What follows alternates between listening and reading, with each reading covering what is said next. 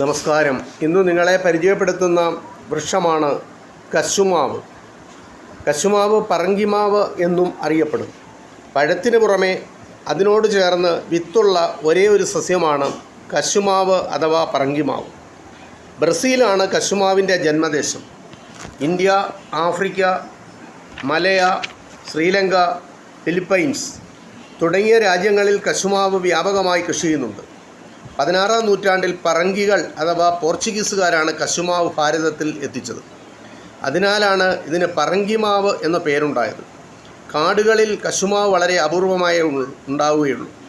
ഒറ്റയായും തോട്ടമായും ഇവ നട്ടുവളർത്താറുണ്ട്.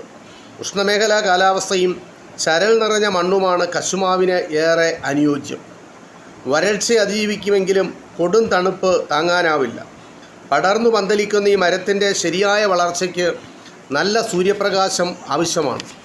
10-15 സെൻറ്റിമീറ്റർ വരെ നീളവും അതിൻ്റെ പകുതി വീതിയും ഉണ്ടാവും. ഇലകൾക്ക് ശാഖയിൽ ഒന്നിടവിട്ടാണ് ഇലകൾ നിൽക്കുന്നത്.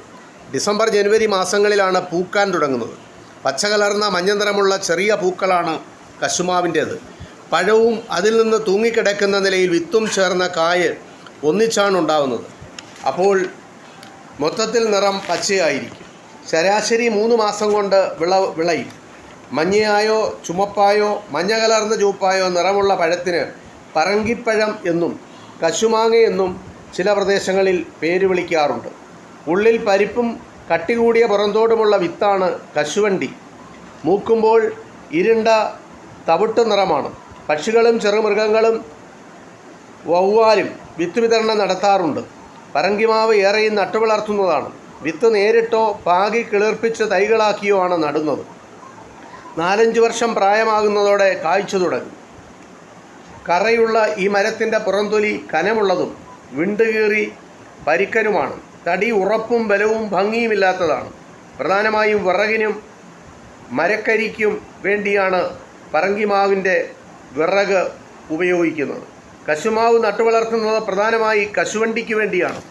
പോഷകസമൃദ്ധമായ കശുവണ്ടി പരിപ്പ് ഏറെ വിലപിടിപ്പുള്ള കാർഷിക വിളയാണ്. കയറ്റുമതിയിലൂടെ കോടിക്കണക്കിന് രൂപയാണ് വർഷം തോറും നമ്മുടെ രാജ്യമായ ഭാരതത്തിന് ലഭിക്കുന്നത്. കാഷ്യൂ ആപ്പിൾ എന്നറിയപ്പെടുന്ന കശുമാങ്ങ പോഷക ഗുണമുള്ളതാണ്.